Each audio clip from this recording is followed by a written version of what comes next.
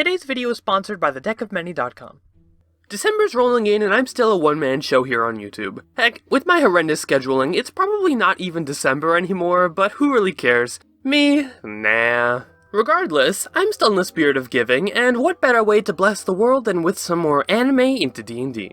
So a while back, I set up a poll on what anime you weebs wanted to see done next. I was secretly hoping for ReZero because it's my second favorite isekai show, but you guys wanted Shield Hero, so here we are. Not complaining or anything, Shield Hero's good and all, it's just that I won't be drawing Rem anytime soon. Don't worry, my love. We'll be together one day. What are you holding? Nothing. You better sell that thing before the end of this video, or so help me. Alright, now for those of you who have forgotten, The Rising of the Shield Hero is an anime focused around a man by the name of Naofumi Iwatani, an otaku shut-in who spends most of his time gaming and reading light novels from the library near his home. Sounds a lot like me, except the main difference is that Naofumi actually goes outside. One day while browsing shelves, an interesting book caught his interest. It told a tale of a hero who would travel to another world and protect it, with the help of other adventurers. Well, that hero turned out to be Naofumi, and the book transported him into a new world, bearing only the clothes on his back and a newly acquired legendary shield capable of powerful defense magic. But a story wouldn't exist without its conflict, and the main problem Naofumi faces in the anime comes from the fact that Shielders suck. And everybody Naofumi was supposed to help him along his journey just wants to beat him up. So the big question for today is, do Shielders suck in D&D? Well, let's take a look. To keep things simple, we'll only need to worry about one thing. Naofumi's level in D&D will be based off of how much HP he has. Now, this is going to be the most intricate part of the video, so let me explain what I mean by that. In the anime, Naofumi is always seen after battles checking his stats. Now, we wouldn't have any information on Naofumi if his little HUD wasn't visible, but we're in luck, because from levels 1 through 2, the anime decides to be generous and reveals not only Naofumi's starting HP, but how much he gains through a level up. With a little math, we find that amount to be a consistent 25. Now, gaining 25 hit points for every level up in D&D is a crazy amount. If we want to get even close to that number, our only option would be to read up on a few dozen manuals of bodily health, which give us permanent stat increases. But instead of doing that, let's take a look at things a different way. What if the HP we see in the Shield Heroes world is over-exaggerated, and when converted into D&D would be lower? Now hear me out, we get some solid proof of this idea in episode 2, where Naofumi meets Raphtalia, the young sick slave girl. Raphtalia represents the lowest possible base stats that a character in the Shield Heroes world could possibly have, and for the sake of this video, I'll be using her as a measurement to judge just how strong the Shield Hero actually is. So Raphtalia starts as a level 1 demi-human. Her base HP is 117. Pretty high considering that Naofumi's was 142, but it gets more interesting. The best comparison for Raphtalia in D&D would be the Commoner stat block, seeing as in the description for Commoners, slaves are a good model. Commoners in D&D have 4 hit points on average. If we take Raphtalia's 117 and divide it by how much health Commoners have, we can get the average amount of health a single hit point in D&D will cost from the Shield Heroes realm, with the calculation summing up to 29.25. To translate all of that into human speech, that means for every 29 health a person has in Naofumi's world, they'll have 1 health in D&D. Now, this is going to be super important to our build today because by calculating Naofumi's maximum health, we can learn what level he'd be in D&D and the skills that would be appropriate to give him. The last time we see the Shield Hero's stats in the anime is when he hits level 73, which is the final time his level is ever shown on screen. If the Shield Hero starts with a base health of 142 and gains 25 HP every level, that'd mean that at level 73, he'd be at a whopping 1,942 health. It sounds impressive, but let's convert that to health in D&D. Since 1 hit point is equivalent to 29 health in Shield Hero, we're left with Naofumi owning a less than impressive 66 health pool. Let me explain. Very rarely do we ever see Naofumi take legitimate damage in the anime. Sure, the occasional rabid porcupine or spear hero will get a good jab at him, but aside from that, the man is a beast at avoiding injury. But health means nothing if we don't have a class, so what are we gonna pick? Well, Naofumi has a close connection to animals and plants, along with skills that enhance crops and make it easier to tame giant chickens. On the flip side though, almost all of Naofumi's relevancy comes from his shield magic and protection spells. Since more of our magic comes from the arcane rather than nature, and with a health pool as small as ours, we can abuse the leveling system of D&D by jumping headfirst into the wizard class.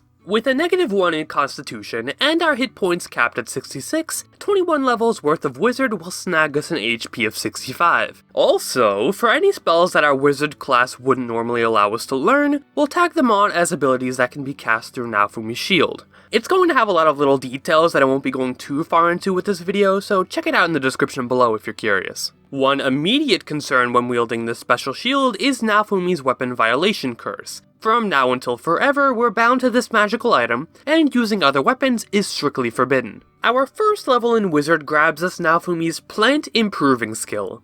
But Wizards don't get first level spells that can enhance crops. Or do they? Distort Value would say otherwise. With a flick of the wrist, we can make objects appear more valuable than they actually are, snagging better prices for otherwise mundane items. A bit criminal in nature, but the first few episodes of Shield Hero weren't exactly filled with good ethics. From levels 1 through 5, Naofumi's utter disgust with the world had him lose taste in any food or drink he would consume. Funny enough, we can replicate this in D&D by using prestidigitation to give our meals a bland, tasteless appeal. This multiplies our edge factor 3 times over, and is crucial to our existence as the Shield Hero. Probably. Our magical abilities will stem straight from the arcane tradition War Magic, allowing us to use reactions against attacks to gain armor, and even more armor when we're concentrating on spells, which for the sake of this build will be all the time.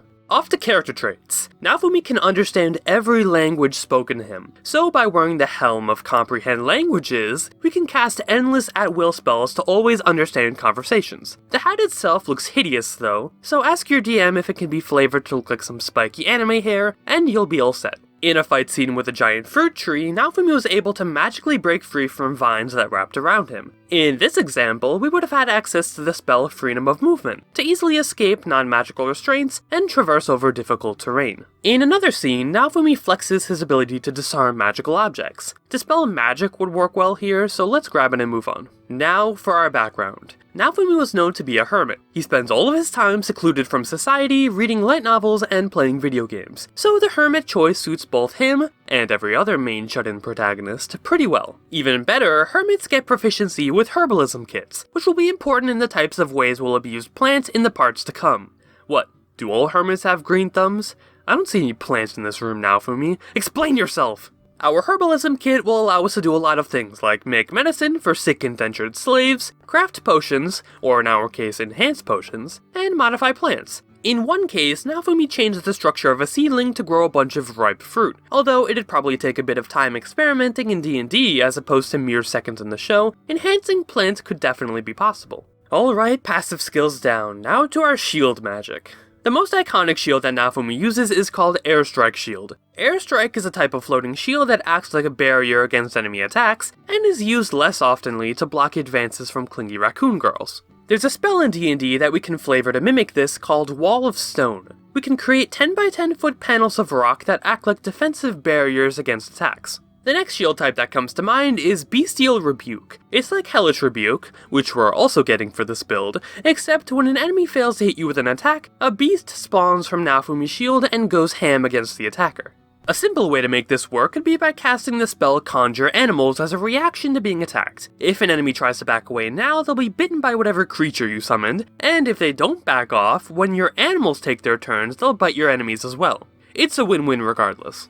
Naofumi's second most reliable shield in the anime is called Shield Prison, a spell which creates a large dome of metal and chains surrounding a creature nearby. It's pretty simple in nature, and the spell Odaluk's Resilient Sphere resembles it nicely. The next shield on our list is the Chimera Viper Shield. Unless you were paying some really close attention to the anime, like I had to, this shield is pretty forgettable. The only plus of having it equipped would be for casting the spell Protection from Poison. If you're poisoned, you're now not poisoned. And future poisons have a harder time poisoning you. Did I mention it helps with poison? Voice Gengar Shields is another type of skill that rarely appears in the anime and is too situational to ever see again. In D&D, however, Naofumi's shield will turn into a megaphone that can destroy the eardrums of any creature sorry enough to stand in front of it. A good spell pairing for this skill would be Thunder Wave, as it blasts out in front of the caster and emits an audible boom up to 300 feet away. Now, the last skill on our list is the Soul Eater Shield. Normally, this shield is capable of sapping SP, or skill points, out of whoever it bites, letting Naofumi recover his own in the process. So the big concern, obviously, is that there aren't any spells in D&D that allow us to steal energy. Vampiric Touch lets you steal health, but that's not the same thing. So, homebrewing this up, we'll give Naofumi an attack cantrip that can steal one of his opponent's first level spell slots if it hits. Sounds powerful, right? Well, not really, considering that most battles start off with using higher level magic, and if you're stealing first level spell slots, then you must be pretty desperate. Meteor Shield is the last shield type in Naofumi's basic arsenal. Holding his shield skyward to block incoming attacks, a sphere of protection covers both himself and a sizable space around him. We can flavor this skill around the spell Wall of Force, with objects, creatures, and magic being incapable of penetrating through. With all the main shields covered, now we can finally head into Naofumi's magic skills. In Shield Hero, magic is different from shield spells, but for D&D, I'll just be lumping them both together. The first magic Naofumi knows is Fast Heal. It doesn't take very long to cast, and is often used to bring targets back on their feet. Healing Word fits the bill nicely, and with a bonus action to cast, can keep your options open during a fight. The second, and only other spell we see Naofumi cast in the show is called Fast Guard, which is able to raise an ally's defense a few levels. Mage Armor is a simple spell that can do exactly that. The spell only works on armorless targets though, making Naofumi's chicken companion Philo the perfect target. Still with me? Alright, good. Now we can get to the strongest abilities in our shield arsenal, the Hate skill tree. These abilities were unlocked by Naofumi's shield after he went through a few episodes of intense psychological torment. We can consider that unless Naofumi goes through something similar in D&D, that this tree wouldn't normally be unlocked. So go out there and get yourself some emotional trauma, kiddos. What makes the Hatred tree so powerful are the offensive-based spells that Naofumi can finally use. No, it's not Fireball, you little wizard casuals. We roll with style here as the shield, with our first skill being the classy Iron Maiden. In order for us to pull off an Iron Maiden into D&D, we'll start by casting Shield Prison around our target. After they're good and stuck, we'll use our new Creation spell to make an Iron Maiden around the dome. Afterwards, true to the anime, we'll break the concentration on Shield Prison and cast Levitate to pick the Maiden up, where we'll then proceed to... yeah, that's pretty gruesome. Anyway, next hate skill on the list is Naofumi's aggro-based hate reaction. In the anime, this ability is mainly used to draw enemy aggro. Funny enough, there's a spell in D&D that works exactly like this called Sympathy. The spell forces all creatures of a particular type to gang up against you. Not really smart considering you're a -1 constitution wizard, but that's the spell regardless. Now for the final and probably most gruesome skill. We have ourselves the ominous Blood Sacrifice. As the name entails, Naofumi sacrifices a large chunk of his health to summon a giant mechanical bear trap under his target.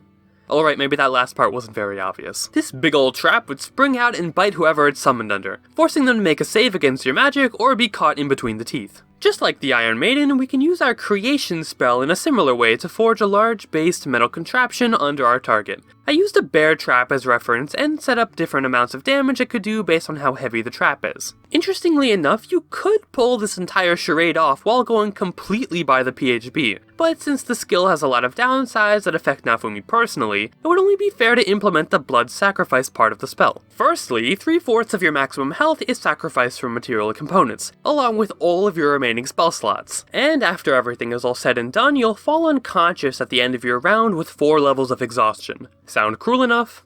Yes. Anyway, that's the Shield Hero in D&D for you. So hope you all enjoyed the... wait, I have to be forgetting something, right?